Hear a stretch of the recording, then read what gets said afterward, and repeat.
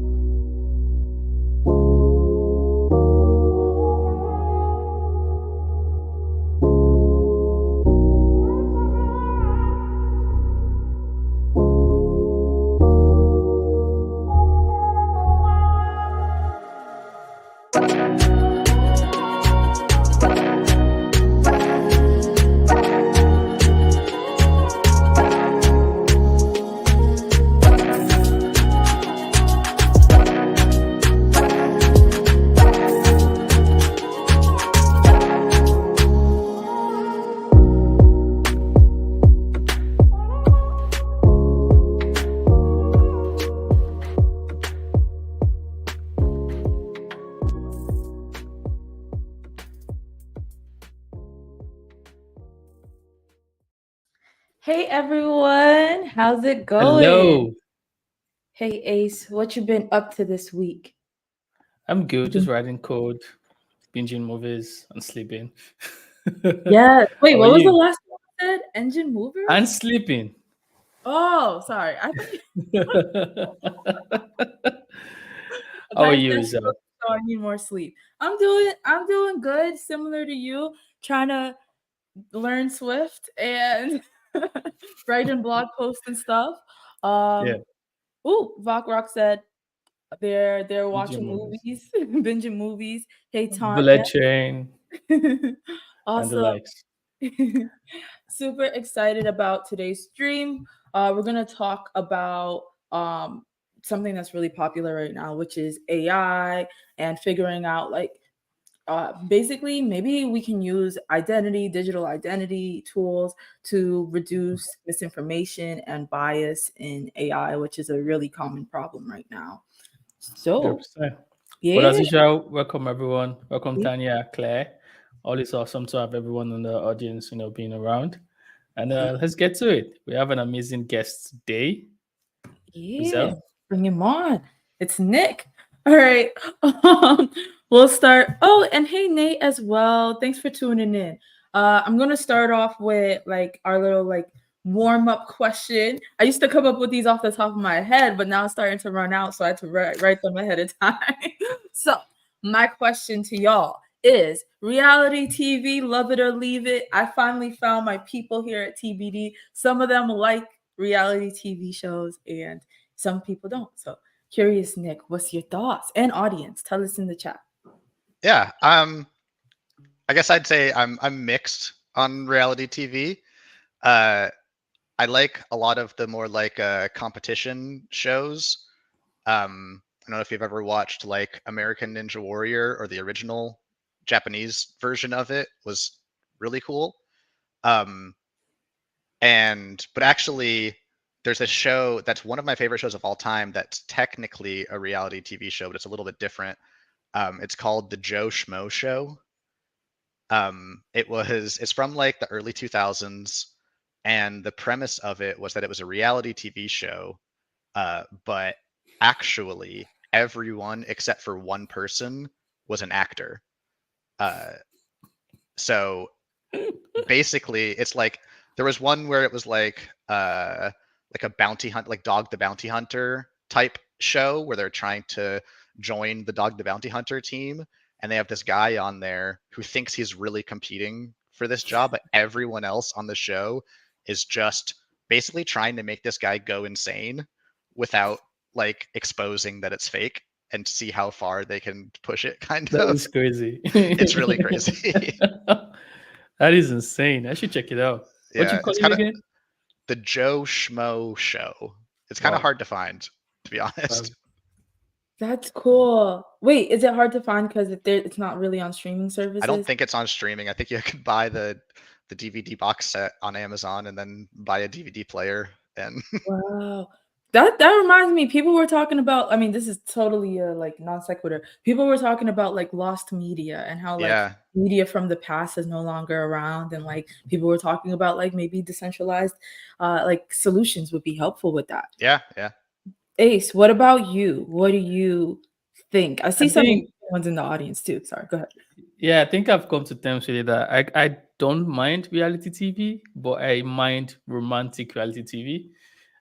So just like Nick was saying, I would like, for example, I would love to watch Physical 100 because it's a bit competitive. It's like, okay, this is what's happening. And Tanya too likes Physical 100. So I'm okay with that. But when it comes to, getting my feelings with other people, no. I am a fan of almost all reality TV shows. So if it's physical, like American Ninja Warrior, I'm watching it. But I'm also gonna watch Love Is Blind, Married at First. I watch all the Love Is Blinds. Love Is Blind, Sweden, Brazil. Like I'm into all of it. I just think it's funny. Like I just get really invested, and I'm just like, it's so interested how it's like after one day, and they're like, I am in love with this person. I'm like, really? Oh. Does that get easier to watch if you understand that they're just doing it to get their Instagram followers, Yeah. right? Yeah. I'm like, you're just trying to be TikTok famous. I get it. There's comments in the audience. Tanya said Physical 100 was her fave. Alone is the best. Alone's Kristen good. Wiig was one of the fake players. Yeah. Oh, I didn't even realize that. On the Joe Schmo Show. Oh, on the Joe Schmo Show. Because I was like, wait, Yeah. what? And then Nate also says Joe Schmo Show was wild. Such a crazy concept, and every contestant other than Joe is literally an actor. That's cool. I need to tune into that one. Okay. Cool. Let's dive into the actual tech and all the stuff that people came here for. Why don't you, Nick, introduce yourself to folks? Let them know who you are, what you do. Yeah. So my name's Nick Reynolds. I'm the identity lead at Consensus Mesh, which is the same as saying that I'm the lead of the Veramo Labs team. So Veramo Labs is a team within the Consensus Mesh research and development division. So we do pure open source research and development, and as part of that, we work on a number of different libraries that are used throughout the ecosystem. We maintain like the did resolver library, which almost all TypeScript projects use, as well as like did JWT and a few others. But we also developed Veramo, which is like a slightly more comprehensive framework for building with DIDs, verifiable credentials, and a few other pieces of technology. And then just a few months ago, we actually donated Veramo to the Decentralized Identity Foundation. So it was always like it was always supposed to be a public good, and it's always been open source and permissively licensed, but we wanted to hopefully bring more community contributions in and just make it feel like more of a community-driven project. So the Decentralized Identity Foundation has been a really great partner for us for a lot of years, and yeah, we're happy that we were able to donate it. And we actually do have a weekly user group every Thursday. So if you use Veramo or you're thinking about using it or you want to contribute, yeah, I can remind people more about that at the end, I guess. Yeah, let me find a link to it and throw it up. Go ahead, Ace. Yeah, I was just gonna ask, especially for the audience, what does donating this to the foundation mean in terms of the project itself and Mhm. the larger ecosystem? Yeah, I mean, it's not like huge. It doesn't change the project in a super massive way. It's really just us kind of proving our commitment to this being a public good, and we don't want it to be something that is just a project built by one company for like the use cases that we are interested in. We want it to be something that can be used in, you know, a multitude of different use cases, and really just have the framework develop based on the needs of the community. So we're still maintaining it. We still work on it, and we review the pull requests and do work on it all the time. But we're just hoping that this is some way for, and we've always, over the past several years, we've always accepted outside contributions to it. This is just kind of a way to, I guess, like formalize that process a little bit around, like this open source standards body. So diff is also like it's a sub organization of the Linux Foundation. So it just kind of has like a bit of weight to it, saying like, yes, we always said we weren't going to do anything evil with this software, and now we can like kind of provably non-evil, I guess. That's cool. Thanks for asking that, Ace, because I was also wondering. I'm like, what does that look like to be donated to the Diff Foundation? All right, so you kind of talked about Veramo Labs. Do you want to add more? Because that was one of the next questions that I had. You talked about how it fit within consensus mesh. But any other things to add? Oh, Yeah, I guess. I was gonna say you didn't even talk much about yourself. That's true. You didn't. Like, We're asking. I was gonna add like, are you related to Ryan Reynolds by any chance? But I didn't even get a To chance to who? ask that. To which Ryan Reynolds? Reynolds. Ryan Reynolds, yeah, Deadpool. Oh yeah. We're twins. Well, yeah, so you didn't get Yeah. a chance to like introduce Resemblance. yourself, your background a little bit or That's whatever. true. Yeah, you Yeah. you did talk about Veramo and like you work there, but like, what gets you excited about life and all that? Sure. Right. Yeah, I don't know. I've been like in software development for 12 years, and I did my first 5 years in the video game industry. And that was really cool, but I don't know if anyone watching has worked in the video game industry. It can be kind of crazy in certain ways. And then back in 2017, a friend of mine just like sent me a link and said, "Hey, have you heard about Ethereum?" Um, and I like read a bunch of blog posts, started to read the white paper and everything, and I was actually I was actually traveling in Vietnam for like 3 weeks when he sent this to me, and as he was doing that, I was like, "This is definitely going to be really important. Ethereum is super cool." So I Venmoed him $500, and I was like, "Hey, buy me some Ethereum." I can't do it because I'm in Vietnam right now. And then right after that, I started like looking into things that I could do in the industry. My first project was sort of like it was just like a personal project with a couple of friends, kind of like a decentralized Wikipedia, just a way for people to use Ethereum and IPFS to like collaboratively edit articles and stuff like that. And then I ended up joining a company called Civil, which was one of the early-ish like Ethereum startups, actually funded by Consensus, and it was a project that was like a journalism collective, basically. So we had about almost 15 different like news organizations that were joining together and basically saying, we're going to come up with this sort of set of, I don't know, qualifications, you might say. Like these are the sort of journalistic integrity qualifications that we ascribe to, and we ended up making like a token curated registry for that. I'm not sure if anyone's familiar with that concept of token curated registries, but it's basically a way to use some smart contract economics to get a list of good things. So this was a list of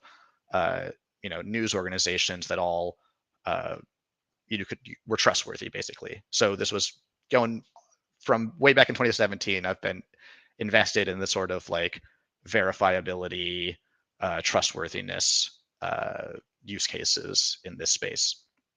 And then in 2020, I joined Consensus, and since then I've been working on projects related to DID and verifiable credentials. The first one was called Certo, and now I work at obviously Veramo Labs. Yeah, and I guess other than that, I ride my bike a lot, and I go climbing, and I play video games. Love it. Well-rounded. Go ahead, Ace. My bad. I was saying awesome. That was good to hear. Very interesting background. Yeah, especially like the whole journalism concept. I think it's really cool whenever I hear about how we're using technology to improve or enhance other industries. Yeah. So I found this blog post by you that I was like, this is a really interesting blog post. I just put it in the chat. Basically, you talk about bringing identity to AI. And like, before you read the blog post, it might be like, yo, why would you want to bring identity to AI? Why would like an artificial intelligence need identity? Any thoughts on that? What was like your motivation for doing something like this? Yeah, I think there's basically like two major reasons. Number one is around like misinformation. So especially with things like, we got the 2024 election coming up, but there's obviously elections throughout the world dealing with this problem all the time. And you see edited images or even deep fakes and random news sources that you have no reason, like you don't know if it's trustworthy or not. And so this was just a way to say, hey, I think that there's something that we can do to put a little bit of verifiability next to all of these pieces of content that you see. It doesn't necessarily mean that like just this little demo that I've made, it doesn't like say that, oh, this information is true, but it allows you to at least trace the source of it. And then, you can imagine over time things kind of get built up on top of it. A list of trustworthy sources could be attached on top of it, so that if you see a piece of content, it's wrapped inside of a verifiable credential, and I can check that the DID is like on this list of verifiable news sources. Then I can put a big check mark on it when I render it, and people can say like, okay, this is probably a pretty good piece of information. And then the tough part is over time, you have to kind of train people to react when they don't see that. Because if I just take a screenshot of something and post it somewhere, it's not going to have that extra bit of like metadata there. And there's not really a technical solution to that. It's more of like a UX problem. People just have to kind of understand, like, once we have these options out there, if I start seeing content that doesn't have that, I need to be more careful with it. Another like related to that is the idea of like addressing like bias in AI systems. And again, this doesn't address it directly. It provides like one little piece that I think could be helpful, which is that a lot of times people use AI systems to do tons of different things, and in fact, even like some governments are using them to make decisions and stuff like that. And when they start using them, they're like, oh, this seems pretty good. It's helping me out. It's making my job a little bit easier. And then maybe like 2 years down the road, a research article comes out and it says, hey, we actually discovered that this AI is really biased against, this group of people. The data set that it was trained on is not, it's not good. And like, you have to go back and reevaluate these decisions you made. So this kind of would allow you to say, oh, I have this very easy way to look at all of the data that I got and see, oh, all of this little chunk of data, that was all created by this AI. And now I know that all that, like I need to trace that back and make sure that I kind of reevaluate the decisions that I made then. So that's a little bit more of like a reactive solution, but I still think that it's provides a little bit of assistance there. Because otherwise, if you just have if you just get your information back in plain text and add it into some your own database, you're not going to remember to go back and double check it and things like that. So I think those two pieces are pretty closely related.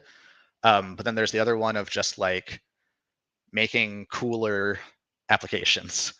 And that's like where, I don't know, that's kind of where the money is, right? And where the more exciting stuff is.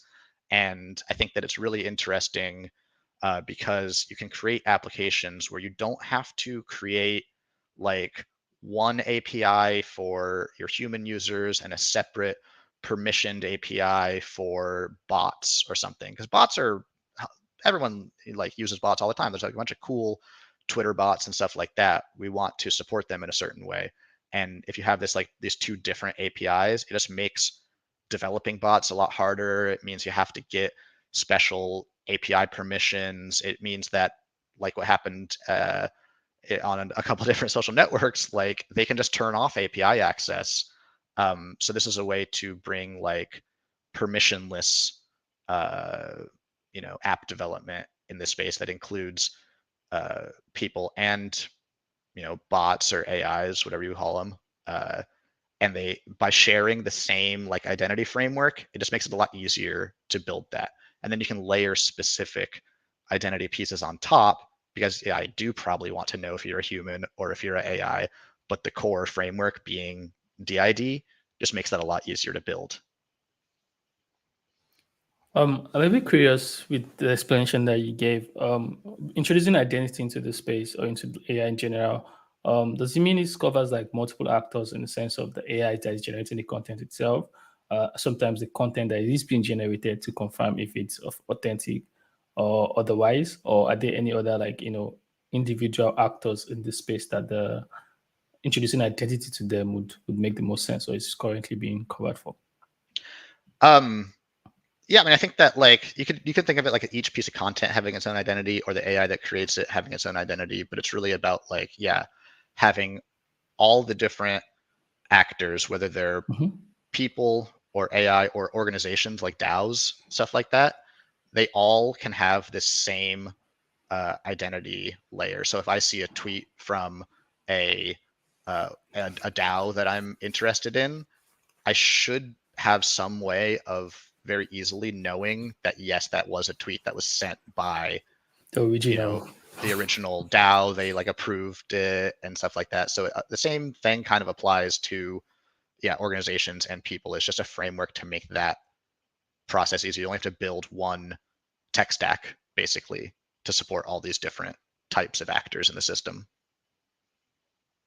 Sounds good. Yeah, I really liked that you were doing that experiment as well. I think it's a problem people are having, like you said, around like the deep fakes.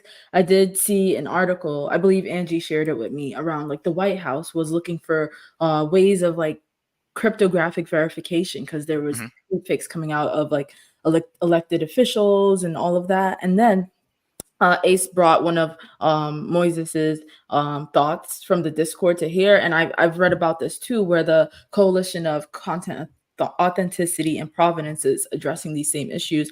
Where what I saw, like they have like this little video demo where they're like, oh, they're working with like, I don't know if it was Canon or Sony, one of the camera companies, where like you put this little like information, I don't know, icon, and then you can see Watermark? Huh? Watermark, thank you. Yeah, they put like a watermark that has all the information about like who created this, and it's like a verifiable credential, but like in the form of a watermark. So that's interesting. Yeah, I saw that too. Yeah, they're building it directly into, I think, Canon and Sony, I think, maybe signed on. Like when you take the picture on the camera, it's part of the image from the beginning, so that you have that like provenance of, this had this Photoshop operation applied to it, but it came from this original source. And so it's really interesting. That's so cool. But I do think what you said, right? Like getting people used, like we got to figure out, I guess over time it'll become the norm or whatever, like of it being like, okay, if we don't see that little watermark there, or if we're not able to see all the details, then this could possibly be fake. Maybe Yeah. like community notes on Twitter or something like Yeah, that. Sure. Okay. Let's dive into maybe the demo that you have for us so we can learn a little bit sure. more. Throw it up. Here it is. Yeah, so I'll talk a little bit before I get started about how it's kind of working. So what you see here is what we call the Agent Explorer. It's just like a developer UI for working with Veramo agents. Veramo agent being a piece of software that allows you to manage DIDs, verifiable credentials, and supports DIDCOM. So DIDCOM is this, secure communication protocol between DIDs. Which we have contributed a lot to, and we really think that DIDCOM is really interesting. And it can be thought of as sort of like the signal protocol, where you can do secure, end-to-end encrypted chat between two people, but it can also have these like sub protocols layered on top of it to do kind of like automated workflows and communicate with software systems or organizations. And you don't have to write a new protocol to do it. It just works with DIDCOM. So this demo is just going to be using two agents. The first agent is kind of the one you're looking at. It's running in my browser. So it uses just like local browser storage for most of this stuff. You can see that it's connected to my Ethereum wallet right now. So it's imported a couple of DIDs associated with that. In Veramo, we support a number of different DID methods. I think there's like maybe 8 or something that we have plugins for right now. But if you have another, including like DID-ion, and if you have other DID methods, it's very easy to write a plugin to support a new one. So there's this agent, and then there's another agent that we have running in the cloud, and it's the same Veramo agent. The same code runs in the browser or in the cloud. And so I'm basically going to send a message from my browser over DIDCOM to this cloud agent, and it's going to do some stuff and send me a message back. And just for this demo, I'm going to use, it's just easier, DID-peer. DID-peer is a really simple DID method that is kind of designed for working with DIDCOM. And I'll go over, I call this star chat. So this is on the back end. We use a text generation model called star chat. It's part of, or it was, I believe, created by the Hugging Face team. If you're not familiar with Hugging Face, it's a open source like repository basically for working with like open source AIs. And so it's just making an API call to the Hugging Face model and getting something back. So I'll go ahead and create a new thread. And one quick note. So when I made this demo, that was back in like July. Yeah. It was working pretty well. Some things about the model seem to have degraded over time, and so the answers that I'm getting are not as good. Okay. No worries. But I'll ask it a question anyways. So it's going to take a few seconds because it has to, on the back end, it has to make like 5 API calls to Hugging Face, and I'm not paying for the pro version. So it'll take a little while, but then it does give us this answer. So it says Web5 is a concept for next generation of the World Wide Web. That's cool though.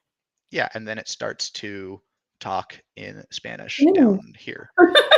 That's AI. No, every time I used to work at GitHub, and I would always tell people like I can't control the output, so Yeah. I try my best. Yeah. Necesito mejorar mi inglés. Yeah, so basically what's happened here is that it did the API call to Hugging Face, and it took the output and it put it inside of a verifiable credential. So now I know, the prompt that created this output, the output itself, the model that created it, what the license for that model is, some research papers that are referenced by the model, stuff like that. Again, this is not, it's not super slick looking. It's pretty basic in terms of what it actually looks like. You wouldn't want to put this in front of an end user the way that it is, but it does, now I have this. Oh, actually, it's not saving the credentials in our data store, so you can only see them here. But yeah, now you have these verifiable credentials. So if I want to use this in a blog post or whatever, I can actually just embed the whole credential in the blog post rather than just copy pasting it. This as a proof of concept, I think is really excellent and cool. I love it. What else was I asking it? It Yeah. was totally wrong. We are not a verifiable claims working group implementation. Not true. I think, yeah, like, I mean, obviously on the AI side, it could be fine tuned. And you said you made this a while ago, and I like pulled this up. I'm like, hey, actually, can you demo this? It's really cool. But I like this idea where there's proof of like, here's where I got this information from. Right. Because it's really hard sometimes to figure out like, how do I credit these people, or is this person just coming up with random information like on TikTok and all these other things? Like, people just jump on the platform and they're like, did you know this is what happened? But they're really just doing it for like retweets and all that. There is a question in the Discord for you. Oh, I don't want to cover your face, Ace. I'll put me at the bottom. But they said, like, what are the essential considerations and technical steps involved in implementing a new DID method within Veramo framework? And how can this integration support enhance interoperability and security in decentralized identity management systems? Yeah. So it's pretty easy. So Veramo is a pretty unopinionated framework. It's like pretty generalized, and it's very modular. So it's all built on top of these modules that you can pick and choose. Oh, hey, I want this module in my agent. I don't want that one. I can pick and choose the ones I want. And so when you're talking about, integrating a new DID method, it's all you have to do is create a new plugin, which to give you an example, a plugin for a DID method will probably be about, like, depending on exactly how the DID method works, it's probably about like 100 or 150 lines of TypeScript. It's not that much work really. And then you just sort of you can publish that to npm, or just put it directly into your implementation a different way, and add it as the plugin. And now Veramo knows about it, and you can just reference it when you want to, like, issue credentials or use the DID. So, like, what's nice about this is, like, you don't have to do everything else about the Veramo stack will work just fine with your new DID method. You don't have to modify any of what's going on, above or below it in the stack. You can still use it to manage your keys, and you'll be able to use this new DID method to issue credentials from Veramo. So it's pretty easy. It's really just depends on the specification of the DID method. But you can, like, I mean, if I have to implement a new DID method in Veramo, what I do is I copy one of the other ones, change the name of it, and then change a little bit of the logic inside of it. It's pretty much that simple. And yeah, obviously, like, the more DID methods you can support, the more interoperability there's going to be, to an extent. Like, you want to consider which DID methods you do want to support, because there are some out there that are, like, not that great and don't provide much security. I think there are like 186 hundreds, yeah, of registered DID methods with the diff, and, like, if you go through them, like, maybe like 30 of them are actually decentralized, and 150 of them are, like, just running on someone's server somewhere. But they can be good. That can still be good if you're just doing sort of like, yeah, proof of concept. I want to iterate on this thing really quickly, or my users don't really care that the DIDs are purely decentralized, right? I just want to get something out there. And even if you're working with sort of like non-decentralized, decentralized identifiers, you can build the rest of your tech stack in this framework. And then when you're ready, you can switch over to a really decentralized identity system and not have to refactor everything else about what you've built. I found the way you described that very interesting, and I'm actually gonna go check for possible use cases for a non-decentralized decentralized identifier because it sounds like completely wrong. I mean, just from the term itself. But yeah, thank you for that explanation. Makes a lot Yeah. of sense. Yeah, that's interesting. I didn't know some of them were running on people's servers. I have like, What? Well, there's okay. this concept of like progressive decentralization, Mhm. so or sufficient decentralization. Like if one of the biggest use cases of DIDs right now is Blue Sky, right? And they created their own DID method, and it's not decentralized. It's like it's just not. It's really interesting the way they've built it. But they readily admit like, no, this is not the final version. We're using this because it lets us kind of imagine a future where we can transition to a fully decentralized DID method, and we want to get something out there right now and have people start using it. That makes So total yeah, sense. yeah, That makes sense. That was good context. Yeah, and I'm trying to get Blue Sky on this stream. I've been hitting them up, and they're like, "Yeah, maybe next week, all the time." Okay, they're busy. Yeah, they are busy. They're working hard. Okay, I have a follow up for the AI thing. Do you like? Obviously, you don't know what's in the future, right? Like, and you can't say like this is for sure gonna happen. But do you foresee a world, or do you hope to see a world where like ChatGPT or something like this has this type of tooling in it, or do you think it would be better if like some other company or organization started their own like AI chat tool, but it also has like verifiable credential in it? hmm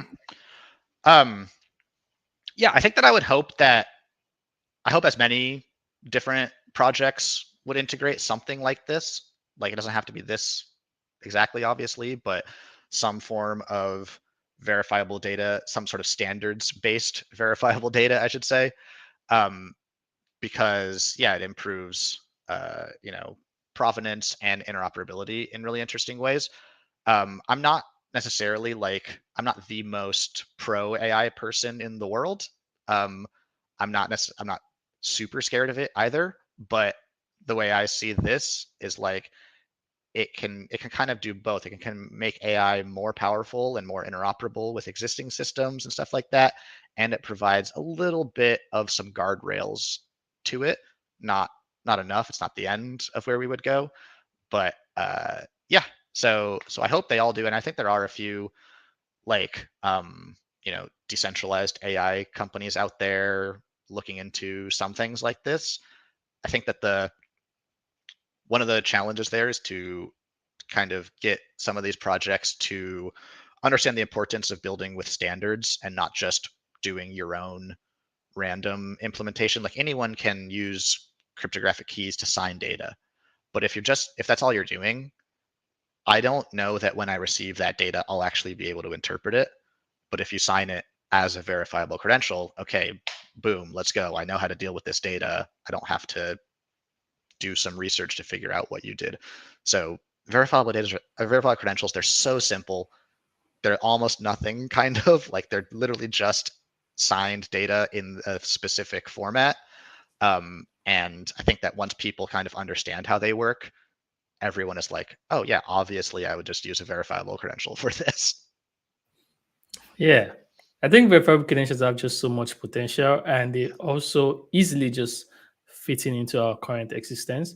There are people that already use some form of verifiable credentials that we're realizing it is because you are not necessarily concerned about the technicalities of it, but it just works for you. And I think that just makes total sense as what a viable technology that could stand the test of time could look like.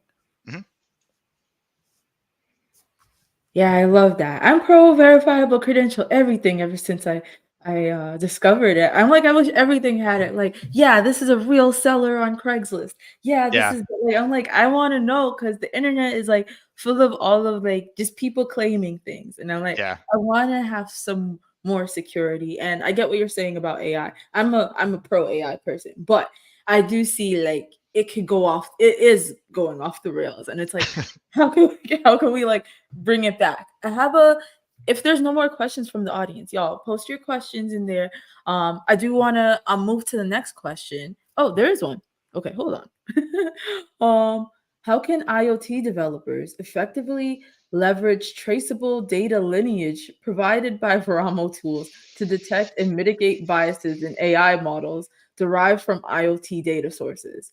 Hmm. Oh, that's That interesting. is interesting. It's maybe a little bit more use case specific than I could really answer, but I will say that you know, depending on your device, if it can run Node.js, you can run a Veramo agent inside of an IoT device, and definitely having a DID for each IoT device, like to me makes a ton of sense. Like I imagine like there's I can't remember the name of it, but there's this like decentralized weather tracking application, and it uses weather sensors all around the world to do this. And in order to be able to create like weather models from them, you need to know specifically like this is the exact location of the weather model of the IoT device, sorry, and that it's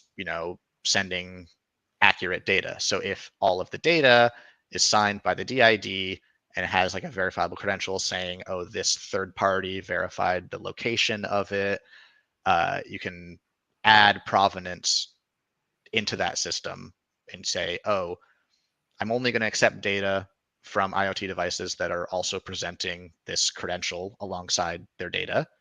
And if later on I find out that, oh, they actually moved that device and didn't tell anyone, I can very easily find all the data associated with that device, take it out of the system.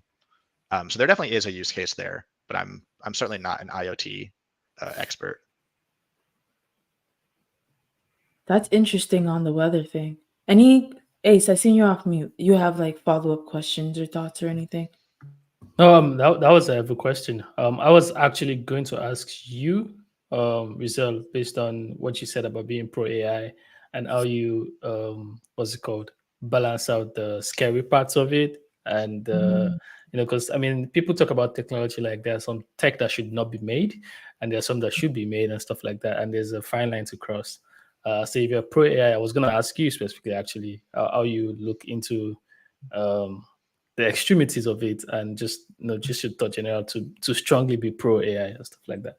Yeah, I just feel like I think it can improve our workflows and stuff like that, but I do think there needs to be or where I balance it out as is like I was like heavily on the education of like how do we responsibly and ethically use and build AI tools. Like at GitHub, I would be telling people stuff like that, or even just Mhm. as simple as when they're using GitHub Copilot, don't over rely on it. A lot of people were getting upset. They're like, oh, people are like committing bad code into my code base. And I'm like, review the code just like you would with like a regular person. Like I don't understand. I'm like, you wouldn't just commit your coworker's code. So if you see code that was generated by AI, like review it, like read it through. So that's where I don't know if that really fully answers it, but like I'm always like use Check it and balances, you, basically. but yeah. I'm like be responsible. Like don't be crazy with it. Oh, there's more questions in here. Oh, oops, Oh. sorry. I clicked the wrong one. There was one right before the one you just clicked. Yeah, So it's I the same. It's oh, the it's the same same one. question. Yeah. Oh, okay. Oops. Sorry. Go ahead. Andre said, "What methods or tools can be implemented to ensure a comprehensive understanding of data's context, including its collection environment and sensor specifics before it's used for training?" I do want to just give like a disclaimer. Maybe I should have gave this before. Like we're not like all like super AI experts or like you know what I mean. Just putting that disclaimer out there. Go ahead. Yeah, I'm not sure I can really understand. I think you have to be sort of like a weather IoT device expert to maybe say what would actually be needed there. Like I said, there are some projects working in this space that are thinking about this and specifically thinking about that specific thing I mentioned about Yeah. like validating the location of the sensor, like down to the meter or whatever, can be a, just one piece that you would need to know before you include that sensor.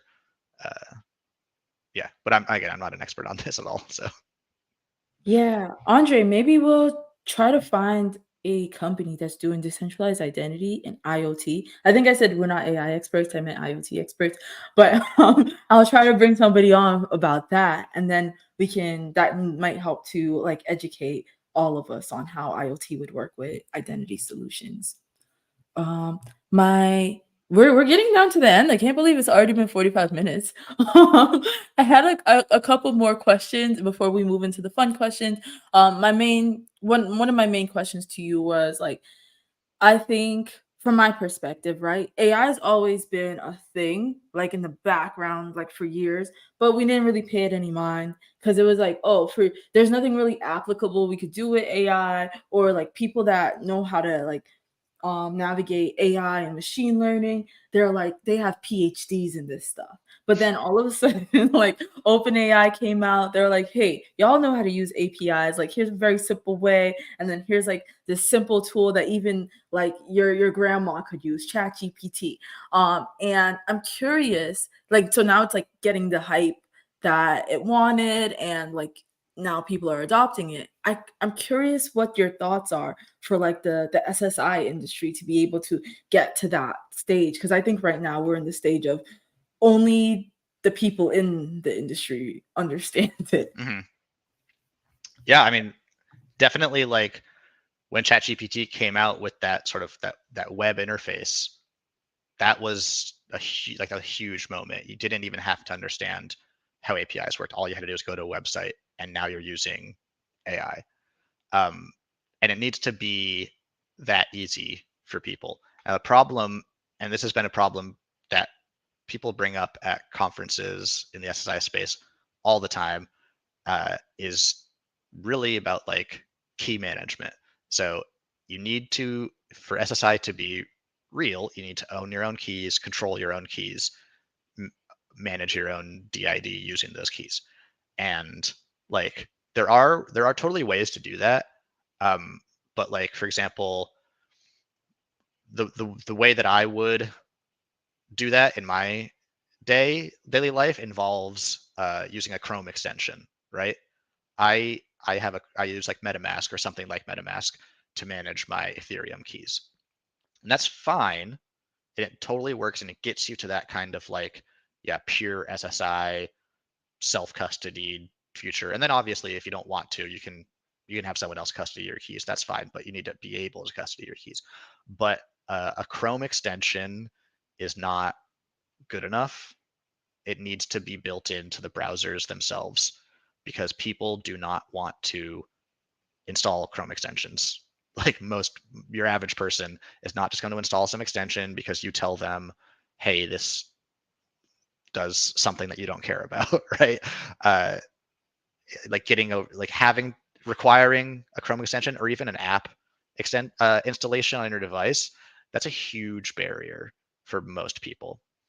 And so I think that you really have to get to the browsers and even the mobile phone OS people and convince them, hey, we need this functionality built right in. I think even like the mobile phone company people are a little bit closer to it. Like obviously Apple and Google Wallet support verifiable credentials to a certain extent, but it's not necessarily super apparent to people that it's happening. But being able to have being able to have that directly in the browser or something in a secure way can open up a lot of things. And then the other side would be, like I mentioned, there are 186 or whatever DID methods. I am of the opinion that we don't yet have one that's good enough for mass audience. So every DID method that's out there makes some trade-offs that are not good enough. They're either trade-off on decentralization or scalability or updatability, like key rotation, stuff like that. And so I think that really, I hope that a bunch of different companies can come together and say, well, we've been here for like 7-8 years. That's really when like the DID space kicked off, I think, is about 7 or 8 years ago. I wasn't part of it then, so I can't remember exactly. But we've learned a lot in that time, and there's been a lot of cool experiments. I think we're ready to say, let's develop this like world-class end user focused DID method that doesn't compromise on decentralization or self-custodying. I think we can do that. I have some random ideas on how to do that, but it needs to be something that a lot of companies come together, companies and people and different organizations come together to agree on this. That is amazing. Those are very key points because I've always thought about the mobile phone OSs getting to that point easily, but I've never really, extended my thought towards like browsers and stuff like that. Because today browsers like internally already support some form of password managers that they can actually store your password for you without, having to install like what's it called? I can't remember the name right now, but you know what I'm talking about. Yeah. 1Password. Yeah, thank you. You have to install 1Password and the likes. And I think if we get browsers to that point, it's kind of like a chicken and egg problem because adoption will get them to that point, and then to also help with even more adoption.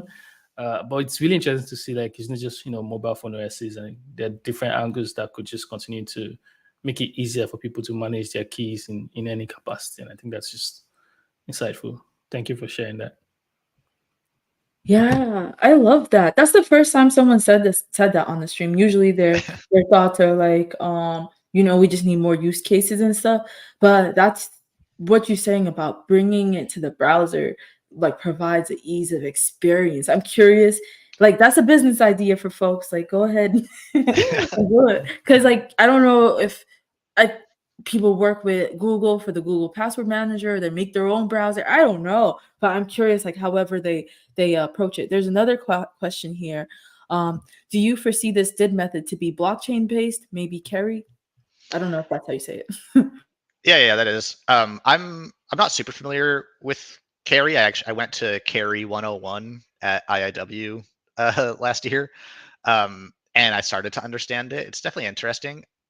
I know more about blockchain. So the way I'll tell you really quickly, my idea is about, because we maintain the DID Ether DID method, which is, DID method on Ethereum. And people use that for some use cases, but it has this friction of having to pay transaction costs whenever you want to update your DID method or add a service endpoint or something like that.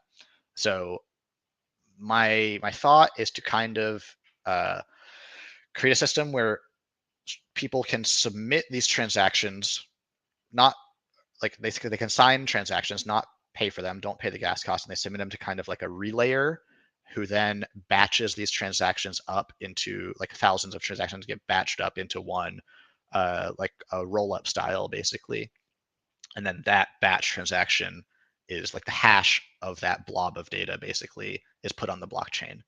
And so then you can really, it still has the sort of like decentralization. It's provable on the blockchain, all of these like DID method updates. But as an end user, my specific update only really cost, 1/1000th of the dollar that they had to pay to put it on the blockchain. And now you get to a scale where web applications can pay that cost on behalf of their users. And the users can still do it on their own if they want to, or if they can't find a web app that is like willing to pay for them. But for most use cases, the web app, whoever's running that service, will like gladly pay for it to onboard. People will pay 1/10 of a cent to onboard a new user, no problem. So I think it kind of is maybe a good middle ground there. Like batching DID updates across thousands of users into a single transaction is the basic idea. Cool. All right. Ace, do you have any last minute comments or questions? Because I think looking at the time, I might move into the fun questions. Yeah, we get to the end. It's been a very educative one. Ton of interesting questions from the audience and amazing answers from Nick as well. Yeah, I agree. All right, we're gonna transition into some of the fun questions. I'll remove the screen share. All right, so this was like I'm gonna echo what A said. This was really good. Thank you so much. And there's even some parts where like I'm not as in depth into like decentralized identity yet. So I'm like, oh cool, I never even thought about that. Okay, so first question. What's your favorite food?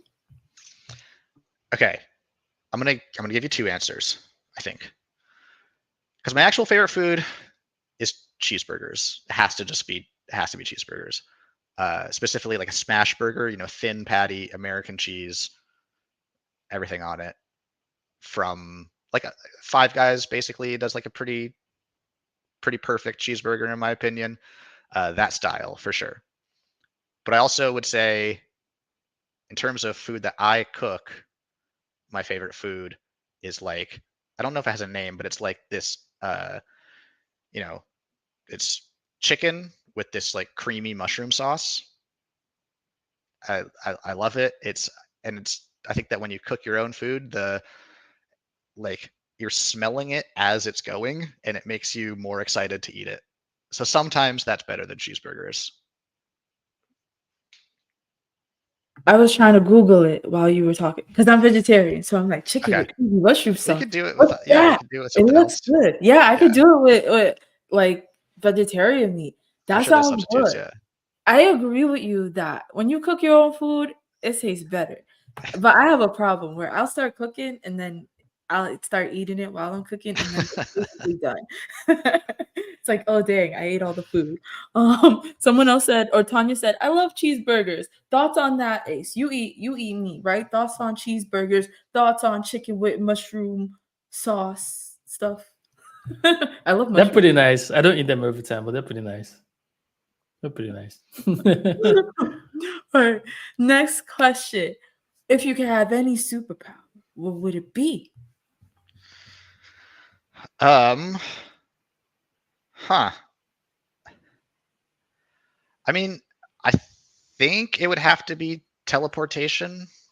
Like, I'm trying to think of, from a purely greedy perspective, what could I accomplish the most with?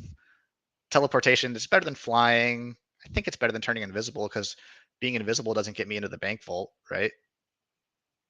So Not the baseball. Depends on your timing. yeah, true. Oh my goodness. I Not have a the different base- arc for that. My arc is to balance duplication with teleportation. Oh, okay. So I can be in multiple places at multiple times instantly. That seems like it would Teleport. get confusing though.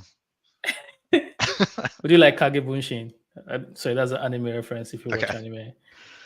You could be like the girl from Invincible. Duplicate. She Duplicate, has yeah. one person, like one Mhm. version of herself at home. But imagine if duplicates could teleport. Oh, that's crazy. I don't know. I am team teleportation though. I say this all the time. I would love to teleport to a conference, and then once the conference is done, I teleport right back home. Yeah. Forget about the planes. No airports. Yeah. Yeah. What is your favorite? Last question. What is your favorite Beyonce song, if you have one? Yeah, so I'm really bad with like song names. Okay. I think that big part of the Spotify generation has ruined me, where I don't buy CDs, and look at them. But I will say probably Single Ladies. All the Other single ladies. Yeah. In addition to being a developer advocate, I'm a Beyonce advocate. So Yeah. I'm trying to get more people on. What's like your favorite style of music? Genre, sorry. I mostly listen to what's called post-punk. Post-punk. Yeah. Google it. Interesting. Okay. Because I was gonna try to suggest something within that genre, but I don't know. I don't know post-punk. So I was gonna be like, No. if you like this genre, you might like this Beyonce song. But I was like, I don't know what post-punk is. Well, she's doing country now, so maybe she'll do a post-punk album next. Yeah, you never know. Yeah. Fingers crossed. Yeah. There is a question. So first off, thank you so much for coming to talk to us, sharing your wisdom, your time. Like I thought this was all Yep. really interesting, even putting in time to the demo to revive it again. There is a question. People want to know like how to contact you, and I am gonna like say like, hey, how can we, anything you want to promote, anything that we should highlight for you? Yeah. The best way is probably to join the Veramo Labs Discord. Okay. That's where the best place to ask questions about Veramo, and you can find me in there and just send me a Discord DM.